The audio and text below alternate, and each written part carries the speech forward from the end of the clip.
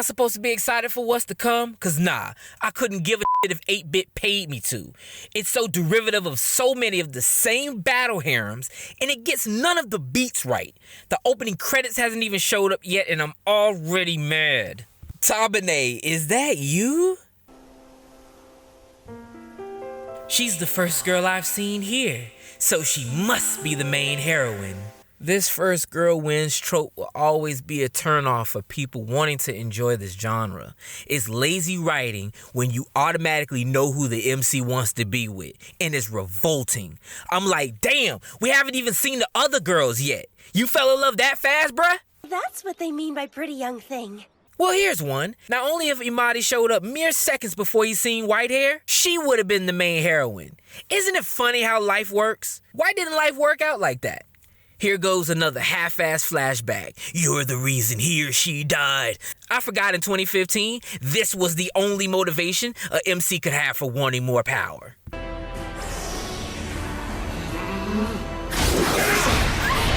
Damn, he gave her one of those Toma punches. Congratulations. May you all someday reach absolute duo. Roll credits. No, don't leave. Damn it. Just when I started liking something in this train wreck. We got our blaze powers from those Lucifer things she gave us. Okay, it's another story about a guy being given his power artificially. Yuck. Look at this lame-ass attempt at a meet cute. The author could have written a better way for them to interact. So, how do we have the two main characters interact for the first time? Should it be epic? Original? Nah, I was just thinking about having the main girl stare and look away whenever he looks back. Genius! Well, looky here.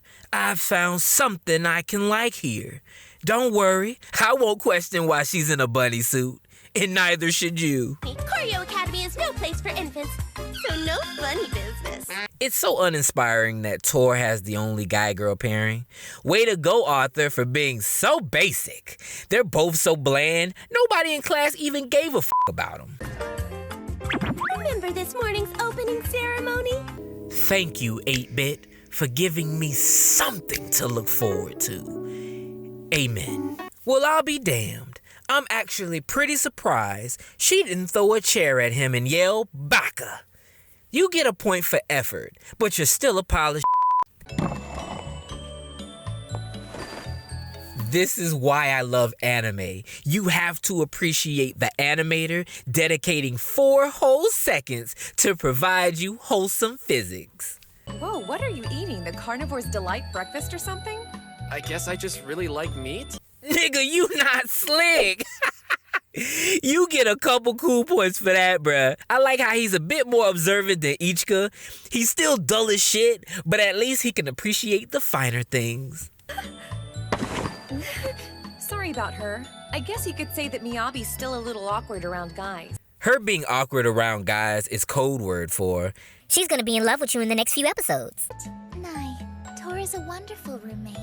He not only carried me to bed, but he also slept with me last night. They got a good laugh out of me. I usually find the oblivious girls like this charming, but they still have to have a personality. Yulie lacks that big time. Is it you with the glasses? You with the boobs? You, the cohabitator? God, I wish I had a teacher like her back in school. Straight shooter and knows how to keep a class invested. Oops. And bring your ass back here, Absolute Duo. I find it mind-blowing that it was someone's job to scroll the earth for the best breast jiggle sound effect. Give that man an Employee of the Month. Oh, yeah, you're right. Sorry. I can't with this show. How, my nigga? They took tripping to a whole new level. Two Love Rouges call and they want their physics back. During this whole wild-ass scene, what happened to the class? Did everyone decide to leave the moment she put her face in his crotch? On another note, I've read trashy manga and I've watched trashy anime, but they at least make it interesting or at least titillating. This is just boring and unnecessary. Why the f*** did they even add this in? Out of all the students here at Choreo Academy, only one could be my duo partner. What? How do you know that? It's only been a week. Did you personally talk to and interview every other girl in class? You've been with Miyabi the entire time. That's called the default choice, boo. Guys, if your duo's to be official, you have to say the pledge. Teacher Chan, I love you. She's like, can y'all get this over with so I can go home, please? Look, temporary or not, we're still a duo. Partners are supposed to rely on each other. Cheap. Not too long ago you said this, bruh. Because we're only roommates and in a temporary duo for a week. For my permanent duo, I want to partner with you, Tora. You do? You're such a f***ing liar. You are very special, though, Tor. Well, you feel kind of like a papa to me. Daddy zone? That's a new one. Normally I'd be like, this is far worse than being friend zone. But then I thought about it. This is a thing. La la la la la la la la la la. Yes, sir.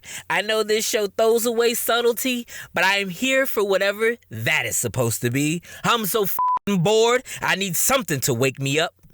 Everyone else!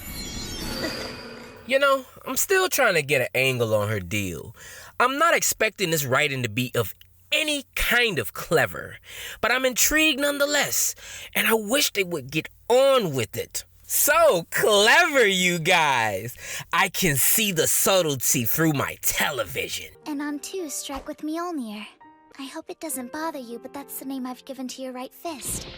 I feel like this would make a lot more sense if Tor's soul weapon was an actual hammer. If we're gonna go with the Norse mythology references, why not go all the way? But nah, we're gonna just get a nigga a shield. F*** you, flashback. Can we have a talk? Why does Miyabi have her arms resting between her breasts? What class are they from? Why do they need nurse uniforms? Do they teach seduction at this school? I feel like I would benefit so much from an episode dedicated to these unsung heroes. That whole 1-minute montage of fights was utter trash. 8-Bit could have done so much more with this episode. And the sad part is, I know that they could. They probably knew they had shit on their hands and gave the networks the bare minimum. Speaking of fights, this one between Miyabi and Tor is so lackluster, I couldn't stop laughing. It was like the author gave up on writing anything worthwhile, and then we have Tomoe's fight with Yulie, and while it had more action, it still felt empty. It's like just throwing movement on the screen. I'm not excited about any of the action, and that's the animation's fault. And I hate to downplay 8-Bit, but they're doing a horrible job with this adaptation. You know, it's a good thing you guys are so quick, because if you'd been a split second slower, my blaze would have chopped you right in half. So, this is the big twist? I'm a little let down, I'm gonna be honest. While the idea of the teacher being evil and out to get them could have been done so much better and a lot more subtle, this marks the problem with Absolute Duo. I feel like it's rushing good ideas and executing them horribly. This reveal could have honestly showed up much later in the series to keep adding more suspense and actual stakes. But hey, what do I know?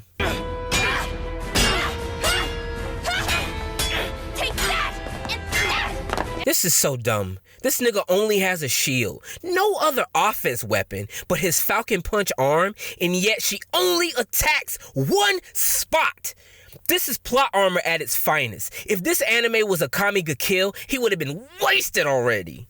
How about I help you out a little? Now this is some grade A bull. Yulia has been shown to have superb grace and excellent balance, and you want to tell me she just randomly tripped on pure air? 2 words, f*** you.